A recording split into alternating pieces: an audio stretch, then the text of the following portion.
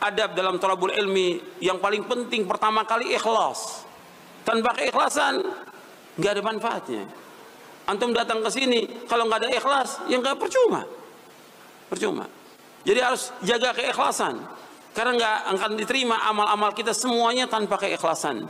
Sebab Allah berfirman, "Wa ma umiru illa liya'budullaha mukhlishina lahuddin." Tidaklah mereka diperintah untuk beribadah kepada Allah dengan ikhlas. Ikhlas ini penting dalam thalabul ilmi. Maka dikatakan oleh Imam Hisham Ad-Dustuwai, kata beliau, tidak pernah aku menuntut ilmu mengatakan aku ikhlas karena Allah. Imam Zahabi mengomentari, wallahi wala ana, demi Allah saya juga tidak mengatakan demikian. Ada di buku ini ada.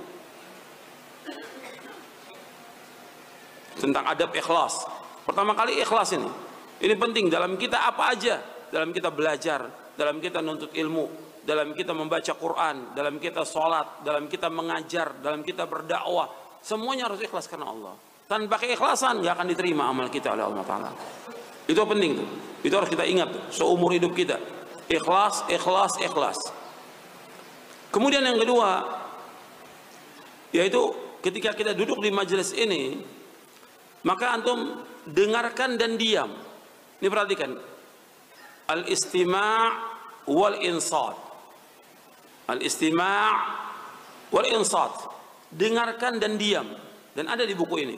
Dengarkan dan diam. Karena penting. Karena Allah berfirman dalam surah Al-A'raf, "Wa idza quri'al Qur'anu fastami'u lahu wa ansitu la'allakum turhamun." Apabila dibacakan Al-Qur'an, dengarkan dan diam agar kalian mendapatkan rahmat. Maka ini perhatikan kepada semua yang hadir, baik yang ikhwan maupun yang akhwat, ya, yang bapak dan juga ibu-ibu, perhatikan itu, dengarkan dan diam. Yang di dalam masjid ini maupun yang di luar, yang dalam masjid maupun di luar, dan juga kepada seluruh panitia, supaya antum juga dapat ilmu, dengarkan baik-baik, jangan disibukkan dengan yang lain. Dengarkan dan diam, karena kita datang ke sini ingin dapat ilmu yang bermanfaat. Kemudian setelah itu yang keempat, yaitu mencatat. Catat. Karena disuruh kita untuk mencatat. Yang nyuruh Nabi Muhammad SAW, qayyidul ilma bil kitab. Ikatlah ilmu itu dengan tulisan. Ikat ilmu dengan tulisan. Dan riwayatnya sahih, ada juga di buku ini. Disuruh juga oleh Anas bin Malik, qayyidul ilma bil kitab. Ikatlah ilmu itu dengan tulisan. Catat. Makanya setiap kita ngaji, setiap kita nuntut ilmu, yang pertama kita bawa buku yang dikaji. Itu bawa bukunya. Yang kedua, bawa mushaf Al-Quran. Ini mushaf ini bawa. Yang ketiga, buku catatan. Tulis. Itu penting. Dalam kita ngaji, di mana aja antum ngaji. Sehingga antum dapat faedah. Kemudian yang kelima, memahami apa yang disampaikan.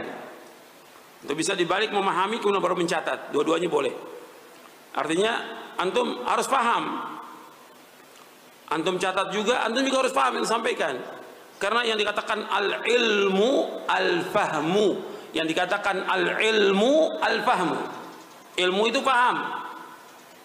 Kemudian selanjutnya yang keenam, amalkan. Karena ilmu untuk diamalkan, tanpa amal nggak ada manfaatnya. Ilmu ini untuk diamalkan. Kita ngaji, kita baca siang malam, ya untuk diamalkan.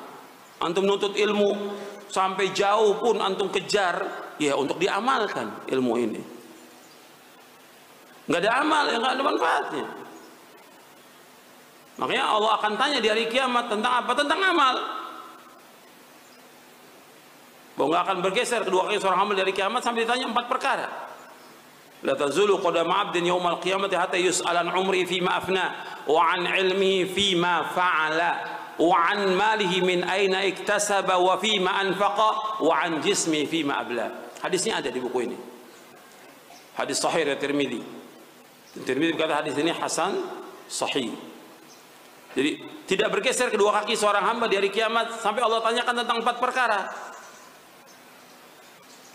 Tentang pertama, umurnya dihabiskan buat apa? Umurnya. Waktunya dihabiskan buat apa? Buat main-main, buat dunia, buat segala macam, akan ditanya oleh Allah ini. Yang kedua, ilmunya diamalkan atau tidak. Ini yang kedua, ilmu diamalkan atau tidak. Yang ketiga, hartanya dari mana diperoleh dan kemana dihabiskan.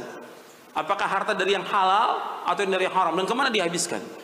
Yang keempat, tentang capek lelah letihnya. Itu digunakan untuk apa? Capeknya, lelah letihnya untuk apa? Untuk main, untuk foya-foya, atau dia untuk ibadah kepada Allah?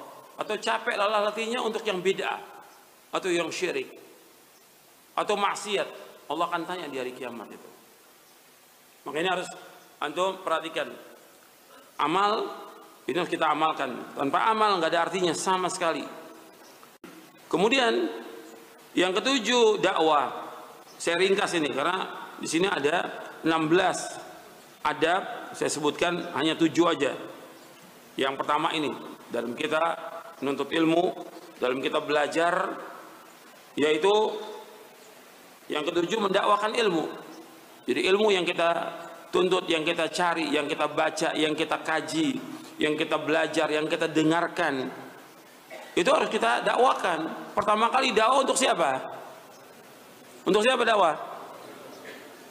Untuk diri sendiri dulu. Jangan semangat buat orang lain, tapi dia sendiri tidak memperhatikan dirinya.